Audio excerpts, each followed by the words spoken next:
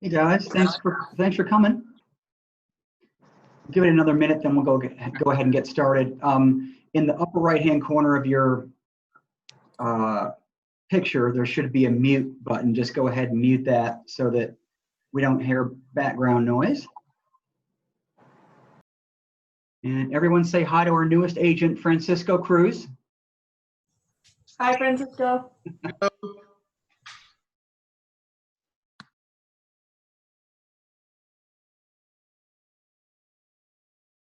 All right, so I'll go ahead and get started because I know that everyone's time is precious, and I like to start on time and end on time. So, so today we're going to talk about expired listings.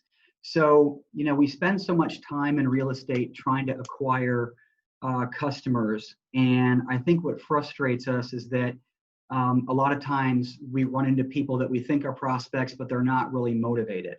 And so expired listings are a really good source of business. So if you have not thought about tapping into this market, I would really consider it. I think they're easier than you think to acquire, and they're already motivated.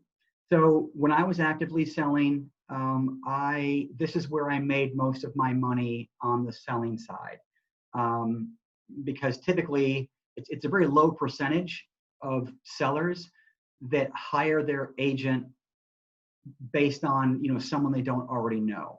So it's either going to be a referral from somebody, or maybe their next door neighbor. It's more of a warm lead handoff. So buyers are a lot easier to acquire because they hire you whether they know you or not. But to sell your home, obviously, it's a little bit you know, riskier proposition. So so using expireds as a means to get clients is good. So so the purpose of this course is to teach a proactive approach for effectively moving into relationships with people who once indicated a need to sell their home. The expectation. So after this class, you should feel confident enough to consistently call on expired listings. And the result is a substantial increase in revenue. And we'll go into kind of the math on that in a second. But when you're talking about just generally where you're going to get business in real estate, I always like to talk about the concept of oil wells. So what's your one oil well? What source is going to, you know, if you drill, you're going to hit oil and it's going to just reap all these financial benefits. And so I put down some of the usual suspects, your database, open houses, farming a neighborhood, and then right in the middle is expired. So I think that again, they're motivated, and they can be a great source of business. So before we go any further, I have already paid for years ago a system that I really like on how to get expired listings. And it is on our website. If you go to whiterocktexas.net, go to the More button, and there's a page for business building. And there should be a heading that says Blueprint for Working with Expireds. And so there is a manual in there that if you want to go deeper and really, you know, internalize some of these concepts, go there. You know, don't waste your money on systems. I've already paid for them years ago. Just, you know, use what I've already got there. So expireds, there's a fear with expireds, right? Because we always think that they're tired of agents. They're going to be mad at you. No one likes to hit them up. And so that's why not a lot of people do this. There are a handful of agents that do hit up expireds. And I think there's two camps. One camp is someone where their broker told them to go cold call expireds. And so they did, and they got discouraged and they quit. And then there's a much smaller group of people that know the value of tapping into this resource, and use this as a source of business all the time. So again, I mean, this was my single source of listing revenue years ago. All right, so why would I call on an expired listing? So let's go back. What is an expired listing? So an expired listing is a home that was put on the market by an agent, and the listing contract has a beginning and an end date, and that end date has come and gone. Now, for those of you that have put homes into the MLS as listings, you know that you have to put in an end date, and that's the end date of your listing agreement. So when that end date ends or expires in the MLS, it goes away from the MLS. And so if you look in the MLS, you can actually, there's an actual category for expired listings. So I always point to that and say, well, the board and the MLS people must think that this is a viable source of business because they have an entire checkbox dedicated to, you know, parsing these out and just looking at the expired listings. Okay, and that the reason is because they wanted to sell their home at one point, and now it didn't sell and it fell off the market. So number one is they're motivated, right? And so they are already motivated. They've already raised their hand and said, I want to sell my home. It is a relatively inexpensive segment to market to. Okay, there's not a whole lot of money that you have to spend to get an expired listing. They are going to be already familiar with the process, the issue of, you know, showings and providing feedback and all that good stuff, making it show ready, all that good stuff. And then they've already, what I call, broken up with their home, which means that they already are not clinging on to, you know, little Johnny's baseball trophies. I mean, they're ready to go, right? And so there is no emotional attachment to the home anymore. They are more realistic about price after the home didn't sell. So let me just pause right here. So any expired course you take or any other broker you talk to is going to insist that the only reason a home expires is because it was priced incorrectly. I don't think that's true. We're going to go into some other reasons why that is. But because the home fell off the market, sometimes it is because of price, and the seller is going to be much more open to an objective party, that being you, coming in and saying, you know, I think we need to lower the price by $5,000, $10,000. Not saying that that is always the answer, but, and then lastly, most agents aren't doing this right. And I'm going to go into that deeper in a moment. But again, I think they're motivated. I think that agents that try and hit up expires give up too soon. And so it is going to be a lot easier than you think. So there's 35 slides in this presentation. It is as simple as just looking up the expired listings in the MLS and going to see them. It's that simple. You're not going to know that they're willing to sell their home again unless you ask. Okay. So who is the perfect client? So I've always kind of preached, not every client is the right client for you. There are a lot of, you know, uninformed, difficult people with unreasonable expectations out there that I encourage you to say thanks but no thanks to. So then that would beg the question, well, who is the perfect client for an expired listing? All right, well, they have to have a solid reason to sell. All right, in other words, they need to move immediately. It's because of a change of life, you know, either death, divorce, marriage, job change, right?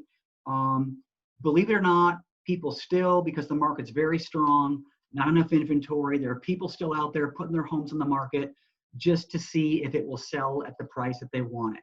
A lot of those are FSBOs, by the way. But that would be the opposite of my first point. Okay, so they need to have a reason to sell. It's just a matter of getting the home sold. They need to have a nice home that will sell. All right, in other words, clutter-proof. Doesn't have to be completely updated, but it has to show well. All right, why is that important? Because that suggests that they have some stake in the process. If a seller is just going to put their home on the market and leave it in a shambles, they're really not motivated to sell. All right, so it has to be easy for you to sell. They have to recognize your value and are willing to pay for it. Okay, and so sometimes if you go through the expired listings, and you go to the bottom to see who it was listed with. If you see companies like Redfin or the Nelson team, they're the I'll sell your home for free type of deal. You may be running into a situation where they want you to cut your commission. So this point just emphasizes you don't want that. You know, I mean, you are more than going to earn your commission, and you want people to appreciate that, which is a good segue into the next point. They're easy to work with, which in my mind means they're going to take your advice. If you say the price should be X, the price should be X, and we're going to do it that way. Okay. If you say that, you know, you need to remove all the pictures, all the personal pictures off the wall, they're not going to give you a hard time. Okay. They have reasonable expectations, and they're willing to sell within the next 12 months. Okay. So I'll go into the math in a second, but think about next 12 months. I know that seems like a long time, but if a home falls off the market today, if you started this process today and you asked yourself, well, if I really devote time to this, where do you think I'll be in 12 months? If we know that, I'm going to tell you that an expired listing is not going to list with anybody right away. So there's going to be some lead time. So if we say in the breadth of 12 months, how many more listings could I get? I mean, what if it's one? What if it's two? I mean, two is reasonable. I mean, just wait till you see how many expired listings are out there. Two will seem like a slam dunk. But the more listings you have, the more buyer clients you're going to have, because those are going to generate leads off of your sign. Okay, so there's a reason why in real estate they say listings are king. All right. Number one, it's less work for you. Number two, you have the leverage. You're not the one writing the contracts. You're the one deciding which contract gets accepted. But secondarily, it creates buyer leads. Okay. So why don't homes sell to begin with? So I mentioned this earlier. It's never one thing. It's usually either price, the way the home was marketed, or exposure, which means it wasn't on enough channels. Okay. So price is an easy one, you would think. It's run the set of comps. The math is going to tell you a range with regards to what that home should be priced at. And you can plus or minus a couple of $1,000 based on things like lot size, how much it was upgraded. I would also price it based on how much other inventory like it is on the market. If you're in a market where your competition is new construction, that's going to be a problem. You're going to need to price it lower. But if there's only one other or no other homes like it, well, then you can kind of, you know, price it a little bit higher. All right. Marketing. So what marketing have you done? Are there nice color flyers in the home? Are you doing ads on social media? Are you sending this listing out to other agents? Are you reverse prospecting? And for those of you that don't know what reverse prospecting is, you have to have a listing to be able to do it. But once you put your listing active, there's an option for you to see all of the agents, not the clients, but the agents that have clients that have one of those MLS auto email feeds set up with homes that match your home's criteria. So are you blasting out to those agents about the home? And then exposure. Are you doing open houses as one? Are you in a networking group where you're showcasing that listing? Have you bought ad space on whatever, Zillow, Realtor.com, social media, that type of thing? How many shelves is that box of cereal on, I like to say. Other reason is agent is not nimble enough. So if you were the listing agent and you got 5 showings on a listing, don't you think you should follow up with all of those agents to see, especially with an expired listing, because you need to come to the table with a high level of urgency for that exact reason.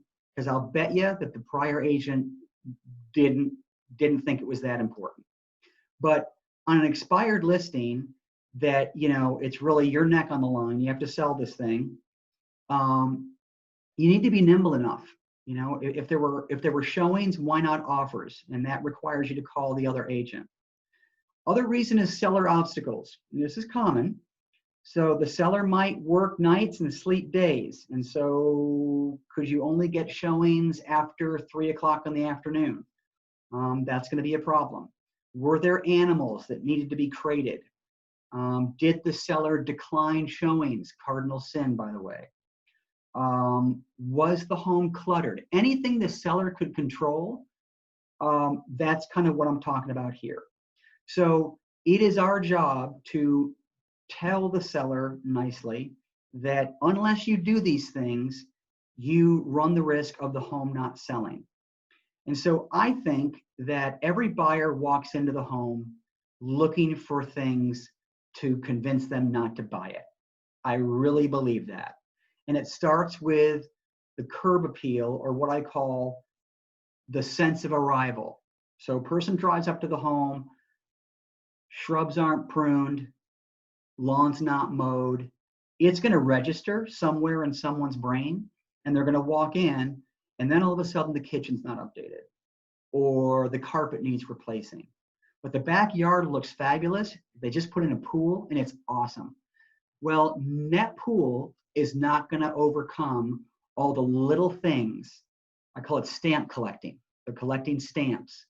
And when that book is full, it doesn't matter if the price is free. There's too many little things that add up to, I'm not buying this home. Okay, so my point is, guys, don't overlook the small stuff. Clutter matters. Dog smell in the house matters. Lawn not mowed matters. Not in isolation, but added up over time, believe me, it matters. Okay?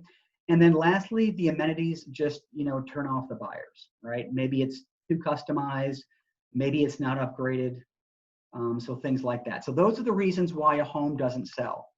So here's where your attitude needs to kind of do a reality check, all right? Because a lot of people are fearful of cold calling expires. So full disclosure, on more than one occasion, when I got the nerve up to go visit an expired listing, I would drive up to the house and lose my nerve and drive away.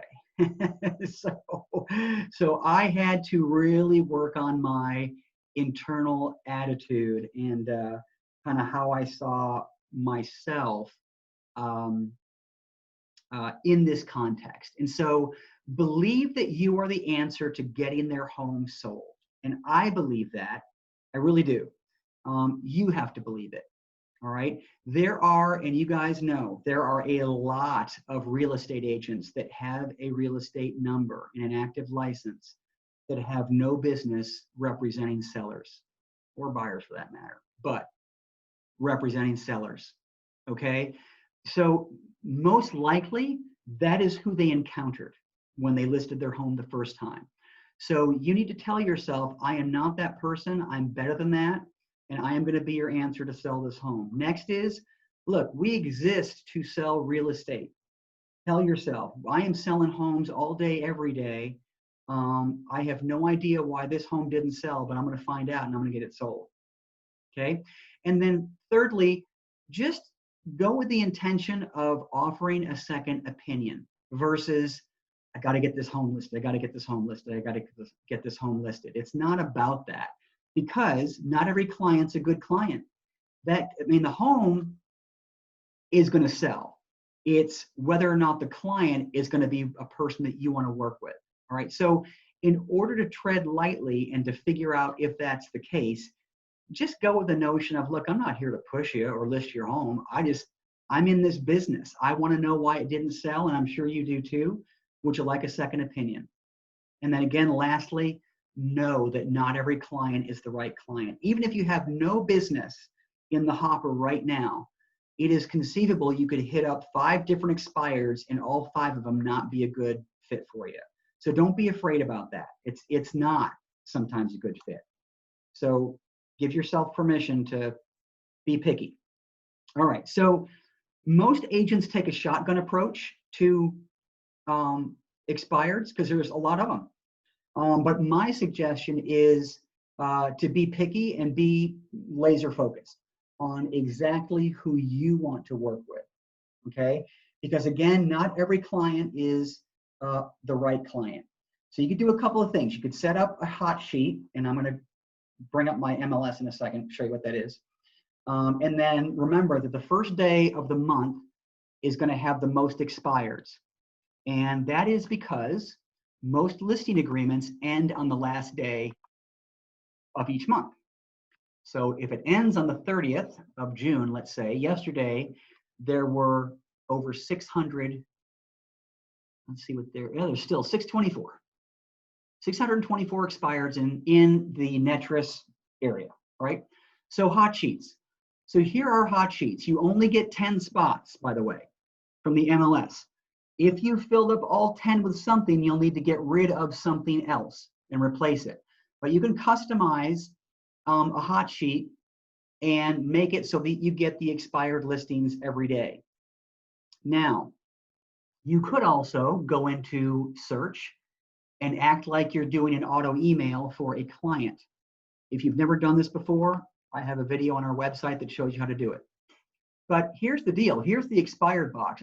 I just get the biggest kick out of this. I mean, it's the real estate gods know that this is a good source of business. So, you know, it's here for the picking. So let's go back. I know, let's go back 5 days. 90 days is a lot. However, there is no harm in hitting up old expireds. So if it was an expired listing a year ago, on some level, they may be ready to list again. So don't be afraid of old expireds. Let's just go back 5 days. Let's go to, I don't know, Arlington. Right, there's 7 in Arlington in the past 5 days. Let's do 90, that's not enough. All right, so it's 56, past 90 days in Arlington.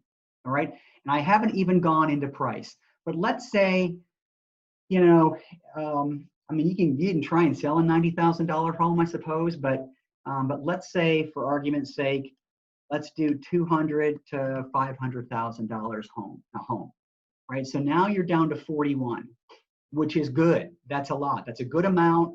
It's manageable. It's not too much, but it's not too little. So if you pull these up,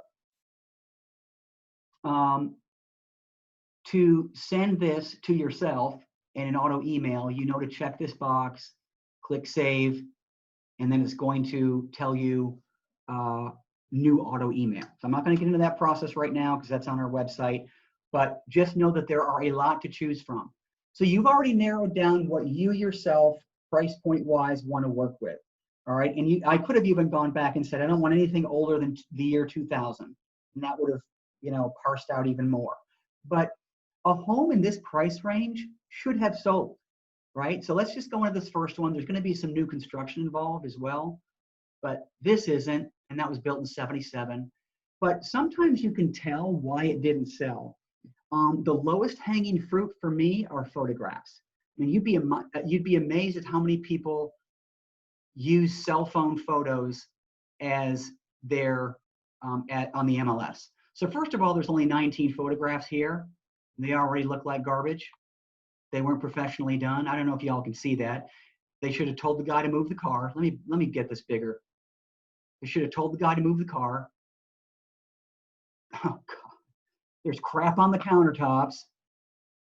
Golly. Yeah, what a shocker this didn't sell. So this is a good one to go after. So here's the deal. You'll look at these pictures or look at these different expireds, and you're gonna try and find things to talk yourself out of going to see them. Don't do that. I mean, these photographs are horrible, and this is exactly why it didn't sell. So, and it was listed by somebody that I've never heard of, Texas Market Value. I don't know who this is. And so sometimes the only thing I'll say to myself before I decide whether or not to go see them is if I know that it was listed, because it'll say it here, if it was listed with a long time agent, successful, high producer, I do kind of, not always, but I will sometimes scratch that off my list because I know that they list a lot of homes and they sell a lot of homes, and I'm thinking it had to have been something with the seller. And so sometimes I'll talk myself out of those, but that's probably wrong too. You know, not every agent sells every home they list either. All right. So the name of the game here is to figure out what criteria works for you. All right. So out of 41, I'm probably not going to, I'm probably going to cut that number in half. And then I'm going to decide which to go to. And even half that number is a lot. So let's move on, and you'll kind of see what I'm talking. Hang on.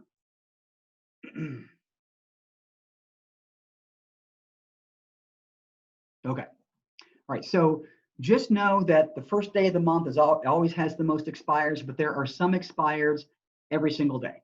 Every single day. All right. So cold calling in any profession is a game of numbers, right? And so the more people you call, the more chances you have to land a sale. So you could argue that you could mail something once to every single expired, and by the end of the year, you would have gotten some business. But you don't want to just do the minimum. I mean, you want to be purposeful about your prospecting. So that's why I say the formula for success in expireds is quality leads, which you can control. And thank God that in the expired bucket, you'll never run out of people to call. Every day there is at least one expired listing. Okay, so that is a challenge for realtors because we do run out of people to call. I mean, you go to an open house and nobody shows up, that's a sad day, right? But there is always an expired listing. So quality leads plus an effective marketing campaign plus a powerful listing presentation and a little luck is going to get you listings. Okay. So here's what I recommend in terms of how to contact them. This is 2020. And so there are certain methods that don't work anymore. All right. One is the phone. Number one, people don't answer their phone. And they certainly don't respond to voicemail. Now, mind you, you're not going to be able to get their phone number anyway unless you go into Remine. And even then, Remine is a piece of software in Netris that gives you people's phone numbers, but a lot of them say do not call. So it's either that or pay for a service that just robo-dials these people, which I'm not a fan of. I'm not a fan of spending any money in this business, but I'm certainly not a fan of spending money on a robo-dialer that makes the caller feel like this is just a transaction. Okay? It's not. An expired listing is so relationship driven more than any other source of business you're going to want to get because their nerves are shattered, right? So a phone call is not going to cut it. So in person, I highly recommend. So when I was doing this, and I learned this the hard way, so learn from my mistakes. After hours, on a weekday, people are beat down from work. It's not, there's never a good time. You don't know exactly when people eat dinner, so you're always afraid you're interrupting. And then when the clocks change, you're doing it in the dark. And so I always had the best luck on the weekends. And I would go Saturday mornings and Sunday afternoons. And I wouldn't hit many. I'd hit 3 to 5 a day, but they were 3 to 5 really good ones, right? So do you want to call 100 people that you don't know anything about, or do you want to really focus on 10 that have a very high likelihood of converting? The latter, of course, right? So in person minimizes the chance that they're not going to talk to you, right? They have to answer the door. Mail only as a follow-up after you've talked to them. So I wouldn't just blindly mail somebody something. They have to be able to know, like, and trust you. They already don't trust us because someone couldn't get their home sold. So, again, do the opposite of what everyone else is doing. So here's the deal too. I would encourage you, I would challenge you, try and knock on the door at least once. They don't have to answer. That's cool. In the age of COVID, many people probably don't want to answer the door, but that's okay. At least leave a packet of information for them. And I'll get into what that is in a second. But you could argue that you could just knock, no answer, leave your business card, and you're still going to get leads. Believe me, you're going to get leads. They know why you're there. So, it's all about right place, right time. So don't overthink it. There's not a whole lot of work to be done here. So here's what you need to kind of get your mind movie straight with. So your mind movie is what you tell yourself, how you perceive this conversation going. All right. So people always ask, well, what if they get mad? Well, they're not gonna, by the way. I mean, their desire to sell their home is gonna cancel out any anger they may have because they know they got to get it done. And so if anybody chooses to take their anger out on you, that's not you, that's them. That is not you. Just cross them off their list and move on to the next one. I never encountered this. I never encountered someone slamming the door in my face because I always went there from a perspective of how can I help you? Okay. What if they don't list with me? They may not. They may not. I'm thinking 10 or 15% of the amount of people that you call are actually going to pan out. Okay, so hit up 100 people and you're going to have 10 listings. Okay, what if I bother them? Well, you're not, because you're going there to solve their problem and they want that to happen. Imagine them sitting at home just wringing their hands, not knowing what to do next, because that is what's happening. Because they put their faith in this person, they stuck it out for at least 90 days, and the whole situation went south. So they are dying for someone to come to them and say, look, man, I know you had a bad experience before because your home didn't sell. I'm here to help you. How can I help you? Okay, that is the reality that I encountered. I never encountered anybody else doing anything different. Okay, so here's the system. So it has to be relationship centric, right? So search for expireds using the criteria that we just walked through. Okay, call or visit the seller. Again, I propose visiting. Leave a listing packet, even if they're not there. And then start a mail campaign or start a follow-up campaign is probably what I should say. And we're going to review that in a moment. And then you may have to visit them a second time. And I'm going to tell you why. Because the goal is to, on that first visit, just get the answer to one question. Are you going to relist your home? And they're going to say yes, no, or maybe. And if they say yes or maybe, then you're going to want to offer that second opinion. The only way you're going to be able to do that is if you go into the home, right? See what the layout is, what the amenities are, upgrades, no upgrades. Well, they're usually not going to invite you in at that moment, because you cold call them. So that's what I mean by a second in-person visit. Okay. And I also mean that it will take several touches to get some action. So part of those touches might involve not just mail, but a second visit to the house. All right. And then you're going to conduct the listing appointment. And then lastly, that is the system. So then always be working your list through follow-up every day.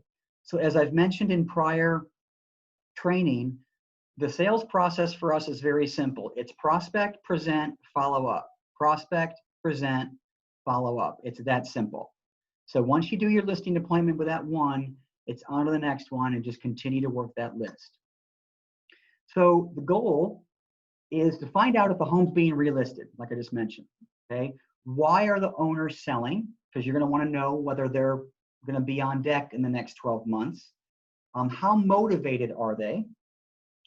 And ask to be interviewed for the jobs. It's a little bit softer sell. So there are companies that are selling expired listing seminars that tell you that the best way to approach an expired is to say something like, hey, I saw your home didn't sell. Are you ready to actually hire an agent that can get the job done? And people are spending thousands of dollars to hear this crappy advice. So I just don't think that works. They've already been beaten down by that kind of overpromise, underdeliver mentality. So it's a very gracious look. I just want to be interviewed for the job. You don't have to pick me. I just want a chance.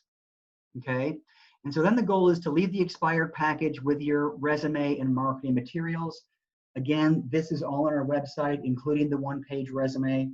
And we'll go into that in a moment. Schedule a listing appointment. That's your goal, right? And that may not happen on the first visit. And it usually doesn't, by the way. But that is the goal. But then also establish rapport, earn their trust, and follow up consistently and offer something of value. And don't be afraid to use our follow-up system with regards to what to send and when to send it. That is on our website under business building. We have a follow-up system there, but I'm going to review some of that here as well. All right, so what do you bring? So don't worry about having logoed folders or anything like that. Don't let anything trip you up. Just get something. Get a nice white or black folder and put an introduction letter in there. Keep it brief, non-judgmental. Don't throw the other agent under the bus. Just a brief introduction of who you are and the fact that you're a licensed real estate agent in the DFW area and you sell homes all day, every day. Second is your one-page resume with testimonials if you have them, and your business cards. The one-page resume is all formattable by you guys. Everything in there can be deleted or substituted. It does have our logo on there. It's on our website, I think under onboarding resources. If not, it's under business building. I just can't remember. But no one does this. So everyone just has a little, 2x3 business card. And that doesn't really showcase who you are. And so the one-page resume serves to briefly in bullet form, because everyone skims stuff. So anything more than that, they're just going to toss. But it just serves to kind of showcase you, put your picture on there, put a couple of pictures of some homes, and then write out in a couple of bullets what your marketing plan might be, a little bit about you, what your hobbies are. People love animals and babies. So, factor that in somewhere if you can, because people love that stuff. But you never know. If you are an avid runner and, someone reads that and they're a runner too, well, they're going to connect with you. So don't be afraid to, detail out personal things about yourself. You never know who you're going to connect with. But no one does this. And so you want something tangible besides your business card for them to walk away with. All right, and then add samples. So meaning advertising samples. The best thing to do is to scrape one of the pictures off the MLS from their old listing and put it into a flyer. And, again, with our logo, your name, and that gives them a visual of how that home would look as if you were marketing it. Okay, now we have samples of this on our website.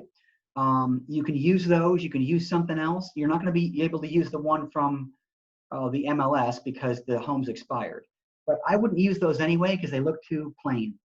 You want to showcase what you're going to do.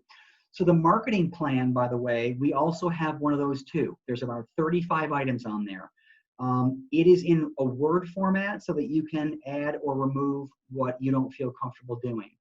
But it's important to include a blueprint of what you're going to do. All right, so if you've never sold a home before, it's okay. That template is out there for you to grab. Recent sales in your neighborhood. So that's going to come with the CMA, right? So this is designed to, make them realize that homes have sold, why not theirs? And then we have a free ebook for both buyers and sellers. You're more than welcome to include this. That is on our website as well. It presents well. They may not read it, but it's a good credibility factor thing to have in your packet. All right, and then emphasize responsiveness and the hyper local focus on their neighborhood. Okay, so that will be evident through the comps that you present, number one. But number two, here is the roller coaster of an expired listing. And here's why I want to emphasize responsiveness. Is that when you list a home, everyone's in that honeymoon phase, right? They know it's going to sell, agent knows it's going to sell, seller wants it to sell. And the first 2 weeks is the most critical stage of a listing, because it needs to be because that's when it hits everyone's inbox, right? So if a client has an auto email from another agent for homes that fit this criteria, well, all of a sudden they're going to get that email and they're going to want to go see that home. So the showings start like crazy and the open house attendance starts like crazy, right? So, however, if that home had pictures like we just saw, then there is a diminishing rate of interest that happens after that 2-week mark. And there is nothing you're going to be able to do to resuscitate interest in that listing. And so I know this is opposite of like what this is my left, your right probably is, but it's like this bell curve, right? So the interest peaks immediately, plateaus for literally a couple of days, and then that downward spiral starts to happen because the open house attendance is going to dry up because everyone's already seen it. Everyone knows it's a pit. And if the price isn't right, then no one's going to make an offer anyway. And so what happens at that point? Agent goes dark on you because they're embarrassed and they don't want to confront the seller with what they really need to do. And so all of a sudden they become unresponsive, right? So people remember what you did or what you said most recently, right? So the seller is going to remember the listing agent ghosting them for the last 2 weeks of their listing. And so they're going to have a bad taste in their mouth. Doesn't matter what they did ahead of time, cut their commission, whatever. They don't care.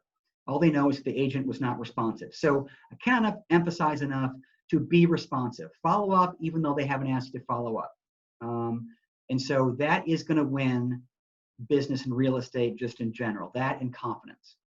All right, and then what else to bring? So something memorable like an aspirin or sweets. And so what do I mean by that? So I think on our website in that expired package, I have a kind of a tongue-in-cheek kind of jokey letter that you can give them, not at first, but eventually, that says, hey, I know you've been through a huge headache recently, tried to list your home, it didn't fell off the market, didn't sell, thought you could use this aspirin to cure your headache type of deal. So it's cheesy, but it's memorable, right?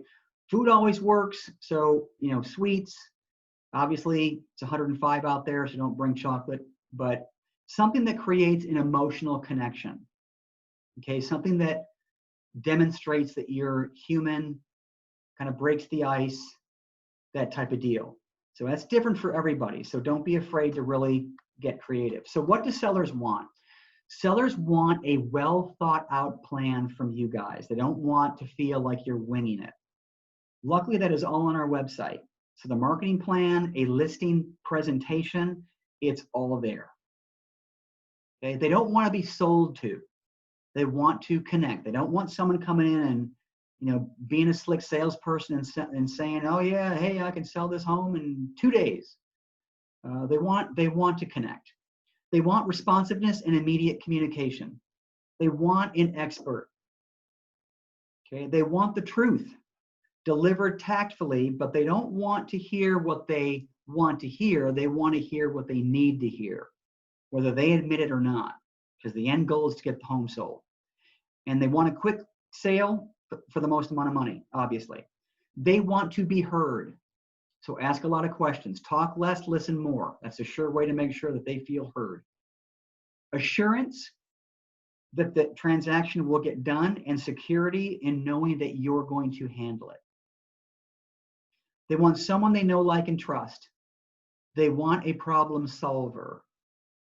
They want confidence and for you to be relevant to the process. If all you're going to do is stick a sign in the yard, then you're not relevant. Okay, so you need to be sure to add value to the transaction. And they want to know that you want their business. Okay, because remember, you have a bunch of agents that are just transactional based. They're just going to try and hit up all these expireds just to get one more transaction. Well, any way that you can convey to them that they've been handpicked by you as a potential client is a good thing to communicate. That demonstrates that you want their business. So here are some scripts that I have come up with. I wrote these. This is what worked for me. Okay. So, hi, Mrs. Jones. Well, it's question marks. So they answer the door. Hi, Mrs. Jones. Hi, I'm Brad from XYZ Broker. I assume I'm not the first realtor to reach out, right? And they're going to say, oh yeah, absolutely. I don't. It's been crazy. Yeah, I hear you. I know. Well, listen, I noticed that your home came off the market recently, and so tell me, what are your plans? Are you planning to relist? And so do you see how non-invasive that is? It's not, well, what bozo did you hire to list your home? I mean, what went on there? I mean, I'm God's gift to real estate. Didn't you know that? I'm here to sell your home. It's very non-confrontational, right? And so she's going to tell you whether she has plans to relist it, and then you're going to say, well, I know you've probably been bombarded with lots of information by lots of realtors. And so I work with clients in your situation. I'm sorry, there's a bunch of typos here. I apologize. All the time. And that's why I'm here. I mean, I work specifically with people in your situation. If you're going to relist, I would love to be considered for the job. So are you looking to move soon? Do you have to be out by a certain time? See, more qualifying questions, more ammo for you. Okay, because you might say, awesome, thanks, but no thanks. All right. And just say, look, from what I saw, this is a beautiful home. And I know this neighborhood. Why do you think it didn't sell? So if we use that first home as an example, you know why it didn't sell, but they may not realize it. You'd be amazed at how many sellers never look at their listing. And so they don't, and even if they did, they may not realize those pictures were horrible. But they may tell you something that you never would have known. And that is good information to use with regards to how you're going to respond, right? So then you say, well, so I don't know if you're at this point yet, but would it be worthwhile to hear a second opinion? But even if the home expired 3 months ago, at this point yet means mentally able to go down this road again, right? So I don't know if you're at this point yet, but would it be worthwhile to hear a second opinion? No pressure. I just want to help you. And they're going to nod, either yes or no. Well, when can I come by and take a look? Or is now convenient? And they're oh no, not now. You can't come in now. Okay, well, let me leave this with you. If it's okay with you, I'd love to follow up in maybe 2 weeks to see if things have changed. Would that be okay? Now that's assuming you didn't make an appointment to come back, right? So that's not necessarily the listing appointment. It could be. I'd come with a listing agreement, but it's not necessarily that. It's time to come back, collect data, so that you can go back and create a price for them, right? Now, mind you, you should have a range already in your mind about what the home could sell for. And I would communicate the range all day long because you don't want to land on a price until they're ready to work with you. Okay, so always a range until they're going to sign and say, look, here's the number we're going to put in the listing agreement. It's $250. I told you it'd go for between $225 and $260. $250 is the number based on obviously your conversation with them, but always a range that you can set expectations. Okay, so some key points. Listen and ask questions, allowing them to self-discover. So when you ask that question of why do you think it didn't sell? I mean, you're going to hear a lot. I have no idea. My agent told me it was going to sell. Yeah, why do you think it didn't sell? Was the price okay? How many showings did you get? That's another good one. All right. Focus on their emotional state with their last agent and not the home selling process. They already know about that part. So in other words, they focus on the fact that they're ready to hire somebody new. All right. Now, don't throw the other agent under the bus, but it obviously didn't end well. So, capitalize on that you're a fresh set of eyes. You just want to get the home sold. Okay, be confident and assertive, but not pushy and arrogant. Be seen as their solution and a calming force, because their nerves are going to be shot, right? And so homes sell or don't sell for many reasons, not just price. So these are the key takeaways from today. It's not just price. So here are some objections that you may run into. So here's the first one, is what I call a factual objection. There's no way you're going to overcome this. They had the home in the market, it expired. They're not going to relist it because in this case, my spouse isn't moving for a job, so we won't be moving.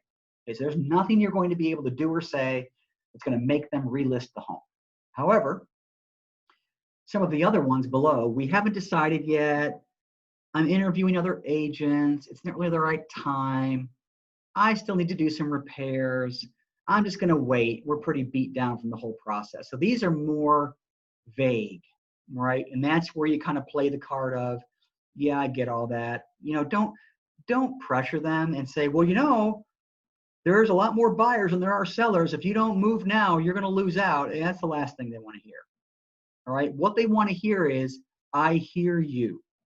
Maybe it is a good time to wait. Can I follow up with you in 2 weeks just to see where you are? They're always going to say yes. And when you follow up, you have a reason to call. So look, you told me to follow up in 2 weeks. I'm following up. Where are we? And that, no one else does that, by the way. No one else does that. 85%. So out of all the agents that hit up expireds, 85% or more stop after 2 interactions. Okay, so for you to follow up every 2 weeks 4 times, as an example, that's going to be a big deal. Okay, it's always about the last person standing. So every long-term sales prospect is all about follow-up. You're never going to close business on the first touch. If that were the case, we'd all be billionaires. Okay, so you are never the only agent trying to get this listing. Most will not list again right away, clients, okay? So it's going to take between 5 to 15 touches to one client to see results. So just know that. You could send them 5 separate things in 6 weeks and not hear anything. And then all of a sudden, oh yeah, I've been getting your emails, or I've been getting your mail. I think I'm ready to kind of have a chat. Okay, they're getting to know, like, and trust you. It may be one-sided because you're only mailing them stuff, but it's a way to stay in touch with them. Okay, again, most agents stop at 2.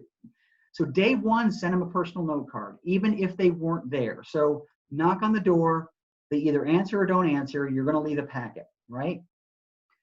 Send them a note card that day with your business card and say either, sorry I missed you, or thanks for your time, love chatting with you. Okay, no one gets mail, and certainly they're not going to throw that out because it's not a junky postcard. Okay, day 3, send an item of value based on what you know. I'm going to give you examples of those in a second. Day 7, send do a pop-by gift or call them. A pop-by gift is when you pop by the home. They don't need to be home, and leave something for them.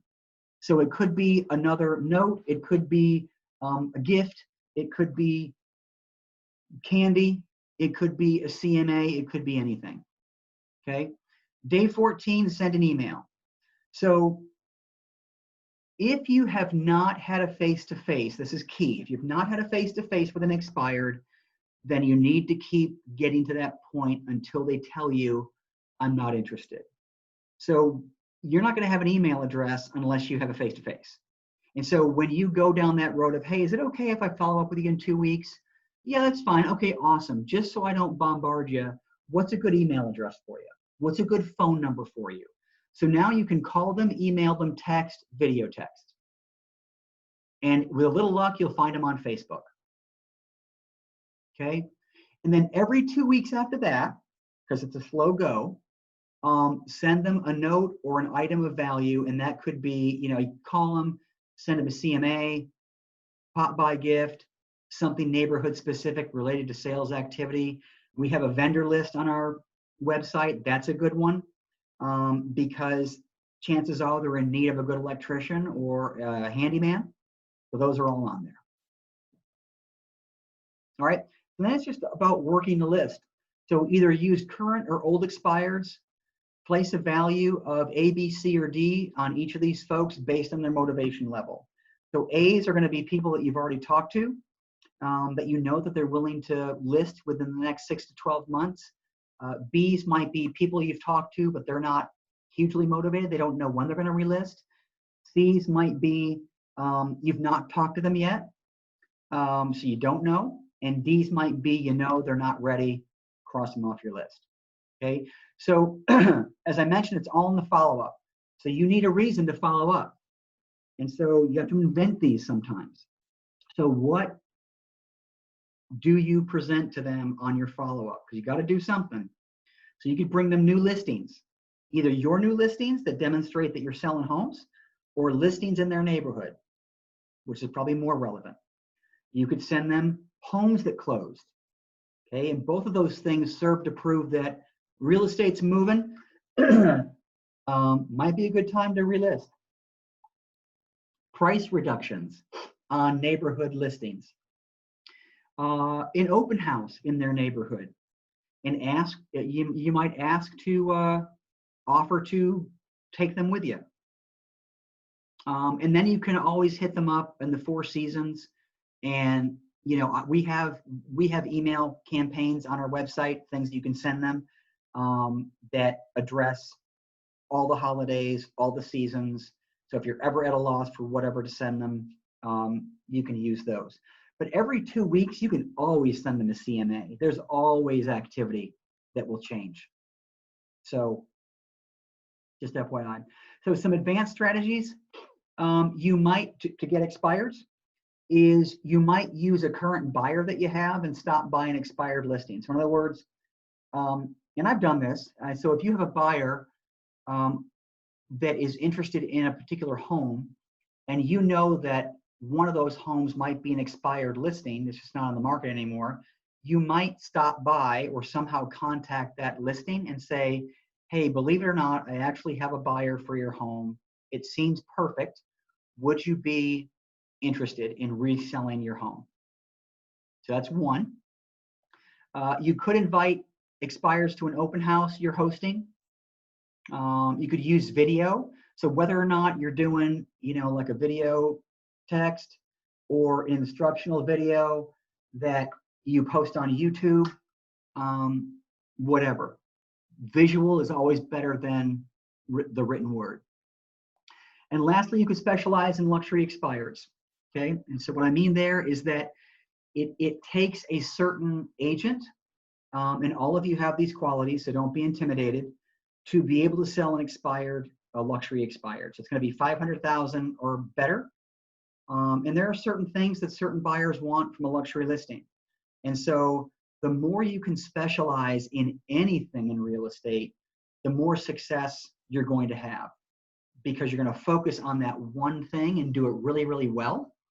And word is going to get out that you're the expert in selling luxury homes. Okay, plus commission's not bad either, right? All right, so what's a reasonable goal? Set up a daily hot sheet with your criteria. So that's your first bit of homework, right? Or an auto email, whatever you want to call it. Create 1 or 2 mantras. So these are things you're going to tell yourself each time you approach an expired listing. Things like, I'm here to help you. These guys are desperate for my help, things like that. Okay, create your expired packet, but don't waste a lot of time on this. Just get going. Just do it. Determine what you will send in your follow-up system. And then the goal should be to visit 3 a weekend, which is a painfully low bar. you should be able to visit 3 in a weekend. Okay. That is 144 separate visits a year. And so even if you got 10% of those to even talk to you, that's 14. And let's say 7 of those were reasonable in people that are going to hire you. And let's say you sell 6 out of those 7. That is a really good batting average. I mean, even if you did 3, I mean, time's going to pass anyway. It's going to be July 2nd, 2021 anyway. You might as well mail stuff to expireds and visit people and just see if they're willing to list their home. Because if you have 3, 4, 5 signs in separate yards, you're going to get buyer clients. So just those transactions is not going to be where it stops. Okay. So here's some bonus power questions that will get you to the answer quicker. Tell me why why are you selling right now? What is your favorite part about the house? What would make this a killer listing? What will buyers like most? What will buyers like least? In your opinion, why do you think the house didn't sell? If I could show you how to solve that, would that be important to you? What do you plan to do differently this time? That's a good one. What makes you nervous about this process? And there's always something. What's the best part about your new home, and what gets you excited about the move? So getting them to think, oh, I got to get to my new home. Oh, that's awesome. What do you like about your new home? Because that then creates a level of urgency. Okay. And these are some common seller responses. I'm not going to go through them because I don't care. I don't care what they say. There's nothing that they're going to tell me that is going to create some magical response that's going to automatically say, oh yeah, crazy me for thinking this. I want to hire you right now. It just doesn't work that way. So, I mean, they either want to list with you or they don't. I mean, you could say and do all the right things and, be a professional model, and they still won't hire you. So you want people that want to do business with you, and that takes time. Okay. So accountability is key. This is just a template of, how many calls you'll make each day, just to hold you accountable. I don't think it's that difficult. I think you visit 3 a weekend. That's your goal. So create your expired packets, sift out who you want to go see, and go visit them 3 a weekend. And then if you are stuck with what to ask people, here are some pre-listing questions that you might want to ask. I mean, and this can be done either when you're visiting the first time, second time, whenever that time is where you need the specifics about their home in order for you to list it. Okay. So here's what always wins: confidence, right? And so, like I said before, and I put this at the bottom, expired listing is rarely the result of the home itself. It's usually the seller or the agent or both. So that's why confidence is so key in this equation, because you're a licensed real estate agent and you sell homes. That's what we do. And so why would we not be confident about that? I mean, if they're going to do what we say, which is declutter, create curb appeal, update the home, price it right, I mean, why wouldn't you always say, yes, I can absolutely sell your home? That's what they want to hear. I struggle with that, by the way, because I assume that they know that that's why I'm there. So I always have a hard time verbalizing, I can sell your home. Why do you think I'm standing in front of you? So, but they need to hear that. They need that reassurance that you are so confident in your ability that there is nothing that's going to stand in your way to sell that home. And so the second quote is, I'm not sure what went wrong the first time, but there is a buyer for every home. And my job is to find them. So if you say those 2 things, you're going to get business. They just want to know that it's handled. They don't know how to do this. Even if they sold their home 3 times before, they don't know how to do this. So they want to hear that you know how to do it. And they just want you to handle it. They just want the details to be handled. But they don't know until you verbalize it.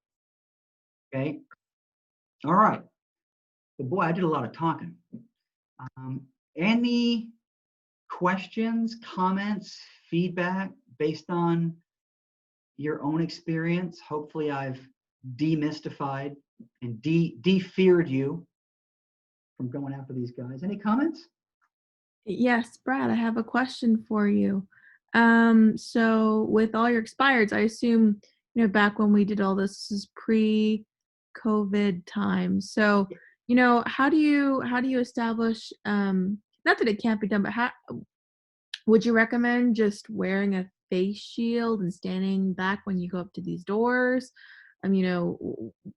What do you think it's going to be like now that there's an added stigma to meeting people? Because I know I shy away from people who knock on my door these days.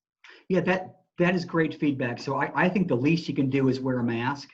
And to your point, stay far enough away to where you're not, it doesn't seem threatening, because you're right. And that's why I said, if nothing else, just leave a packet at the door. And if because of that, you didn't want to knock on the door, then I think that still, if you leave a packet on the door and maybe with a sticky note that said, hey, sorry I missed you, would love to chat about why your home didn't sell, call me. And so, I think that those measures can be taken. Gotcha.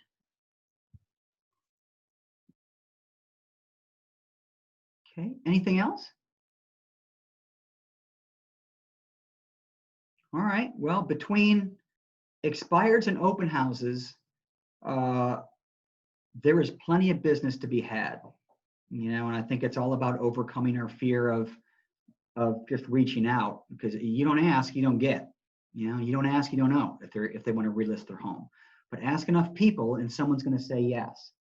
So I think it's silly to think that if you visited 3 a weekend that you wouldn't get business from it. So I just think it's low-hanging fruit.